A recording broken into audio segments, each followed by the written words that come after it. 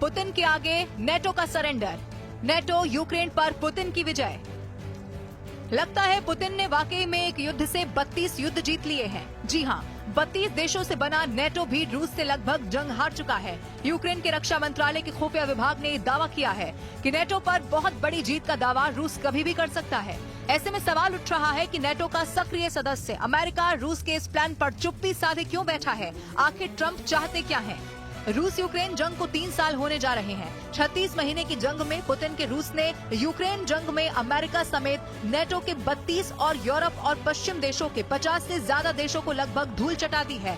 हैरानी की बात तो ये है कि अब यूक्रेन के रक्षा मंत्रालय के अंडर में आने वाले यूक्रेन मुख्य खुफिया निदेशालय ने एक ऐसा दावा कर दिया है जिसने पूरी दुनिया में हड़कंप मचा दिया।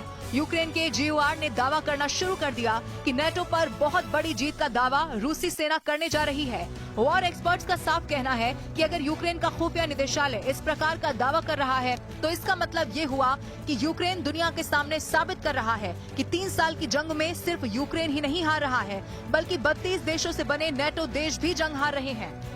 मौजूदा हालात ये हैं कि राष्ट्रपति ट्रंप और पुतिन की दोस्ती को देखकर नेटो और यूक्रेन के टॉप नेता और कमांडर बुरी तरह से घबराए हुए हैं। युद्ध से जुड़े वॉर एक्सपर्ट का साफ कहना है कि कुछ नेटो देश जैसे ब्रिटेन, फ्रांस, जर्मनी, पोलैंड और तीनों बाल्टिक देश लिथुआनिया, एस्टोनिया, लातविया ट्रंप की यूक्रेन युद्ध की नीति को लेकर बुरी तरह से नाराज हैं।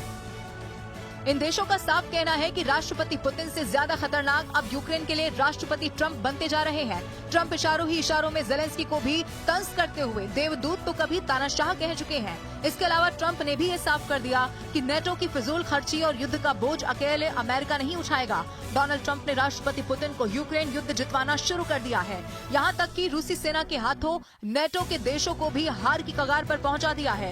इन हालातों को देखकर साफ कहा जा सकता है कि सऊदी अरब में जब ट्रंप और पुतिन की मुलाकात होगी तब तक रूस यूक्रेन के 25% से ज्यादा इलाकों पर कब्जा करके खुद को विजेता घोषित कर देगा।